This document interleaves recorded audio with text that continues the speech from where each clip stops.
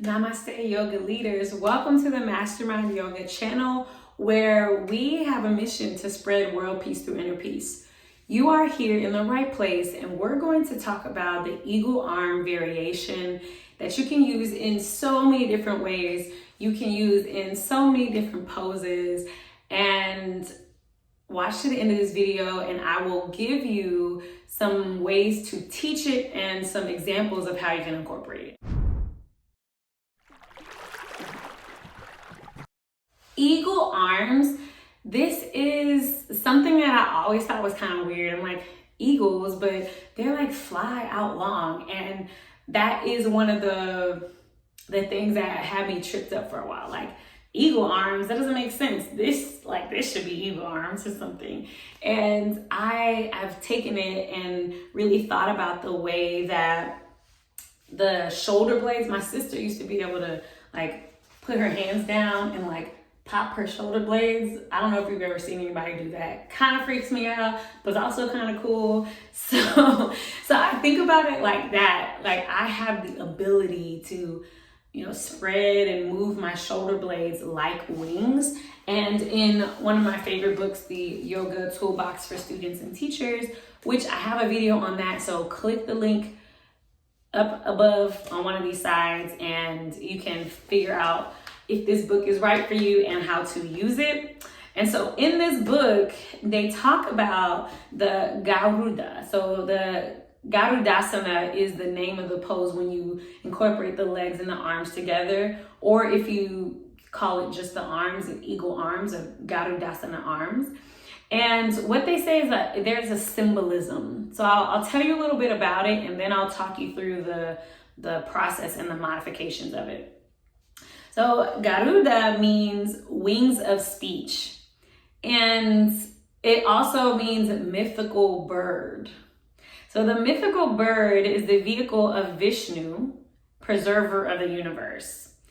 And its wings are formed by the letters of the Sanskrit alphabet, which together form a microcosm of the universe. This asana cultivates the eagle's discerning vision, giving us the power to see the nature of creation with clarity.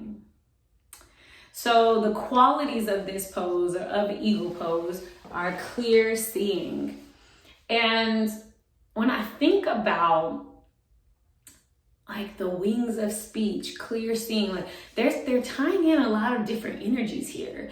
And what really stands out to me is that this has a lot to do with this upper area. So we have the concept that energy raises from bottom to top in our, if we're talking about the Pingala, we're talking about the energy lines, then if there's any blockage here, then we're not able to really fully express the wings of speech. We're not really able to have clear vision.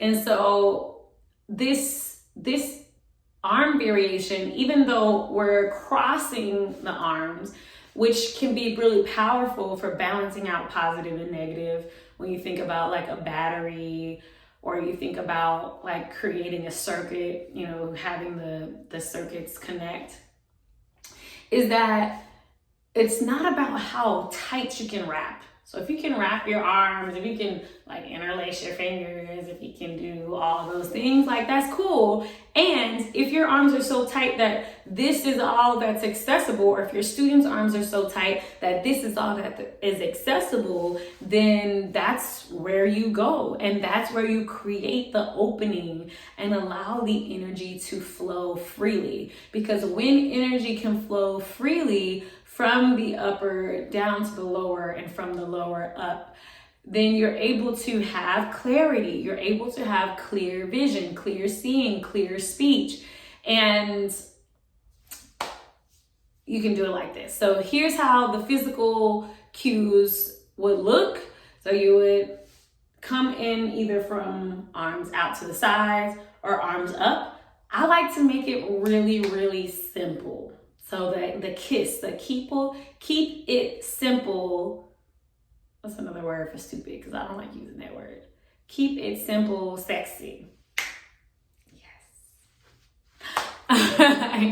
So So when arms are out or arms are up, I would say wiggle your left fingers. Because if I'm in front of them, their left fingers are going to be different from my left fingers. So I'll choose if I'm going to be mirroring them or not. And that can, go either way based off of, your preference. Or if you're not really sure, you don't want to get confused, then you may choose to not mirror them. You could either face them or turn around so that when you lift up one side, it's the same as theirs. So you have that choice. And I would say, inhale, wiggle your left fingers. These are your left fingers. All right, now we've established which one is your left hand. Then you take your left hand, bring it all the way around to touch your right shoulder. Take your right hand and do the opposite side. So now you have this variation that is really friendly for tight shoulders and for big muscles. So if you teach men, or you have like bodybuilders, or let's say someone who, is just it's not accessible with all of the tight wrap type things, then this could be your go-to. Also, if this even feels not accessible, like for example, they might have injury in shoulder, then you might even have them come here. So you have that as an option where you're still connecting the left and right sides.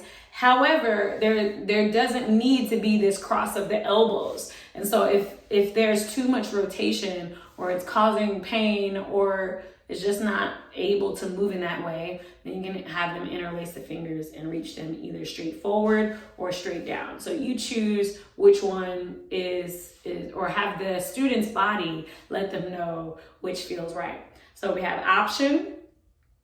I like to give a maximum of 3 options. All right, so we got, because after 3 is just confusing. So 1, 2, 3, and then too many. So I most often give 2 options. So option 1, da-da-da-da. Option 2, da-da-da-da.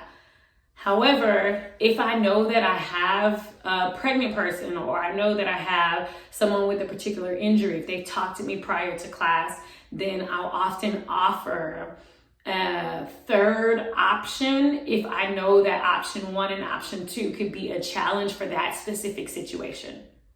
So if that's clear, and I'm gonna ask you, like I'm teaching like in real time, like you get that? So if that's clear, I'm just gonna say it a different way.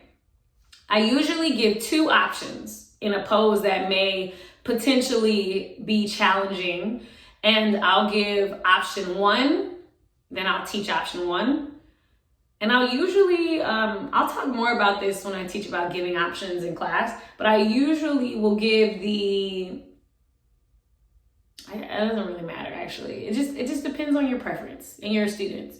So I'll give like option 1, it will be hands on shoulders, or option 1 will be eagle arms. If this doesn't feel good, so I'll say that, or I'll say if this isn't working today, or it doesn't feel good today, bring hands to shoulders, or isn't accessible today, whatever your vocabulary you like to use. If this still doesn't feel good, or if I know I have someone with a shoulder injury, if your shoulders are not having it, interlace your fingers and take them forward. So really be aware of what's going on in your student's body. Be looking when you give this pose, because either they gonna get it or they not. And oftentimes, if this is something newer, then it may not be as accessible. So be looking at your students' bodies to see like if they like trying to get it together, or like doing something like this, then give them another option. All right. So we have eagle arms. To get into the arm variation, I will say wiggle your left arms. Take your left finger around towards the right shoulder. Stack your right elbow, and remember this is on camera, so I'm not sure which side you're seeing, but it might look like it's the opposite. But this is my right hand. Take your right elbow, stack it on top of your left, and if it's accessible, bring your forearms towards the center, touching. If it's accessible, wrap your palms towards each other. And then a lot of people can get into this like struggle phase And I would encourage, spread your fingers, inhale, lift your elbows, heart level. And same thing if they're in what they call bear hug or self hug, or there's so many names, like you can give it your own special name if you want. As long as you tell them what to do, it doesn't really matter what the name is, especially if they're your students and they're consistently coming to you. You guys can develop your own language. So we have here, stack your elbows and then wrap your wrists if they're already familiar with eagle arms. So that could be a way to teach it. Here, once you're here, whichever one you choose, then you can cue them to inhale, lift your elbows up heart level. So same thing here. Inhale, lift your elbows up heart level. Exhale, press your shoulders down your back. So if you're doing that with me, you feel a difference when you lift your shoulders up. Now we're tapping into the shoulder blades here, and then we're pressing elbows forward. So it doesn't, if you were to look at it, it doesn't look like there's a lot happening, but in the feeling, in the body, it feels significant. So we got inhale, elbows up, exhale, elbows forward. So you see that just that little, that's the thing about our bodies, just that little bit of adjustment can be like a moment for people. So here, we breathe into the middle of the shoulder blades as if you could balloon open the space in your back.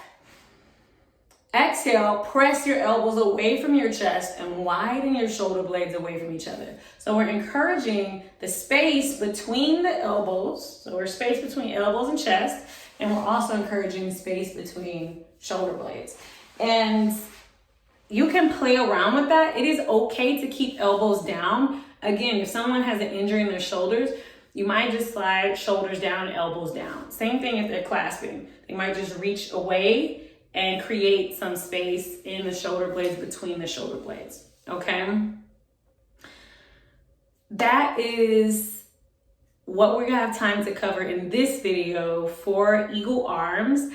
I am super excited. If you have some recommendations on how you teach eagle arms, or if you have some specific questions about this pose or about other specific things for these particular poses, or you just have other poses you want to do, want to cover, please do let me know in the comments. I do read all the comments, and that will help me to give you guys what you need. So I am super excited that you are here. I am passionate about the mission to spread world peace through inner peace, because it does require us to do the work as healers, show up in our communities, show up for ourselves on our mats, and just live the life of being connected to ourselves physically and non-physically. So thank you for being here. I'm glad that you're part of this mission work. Namaste.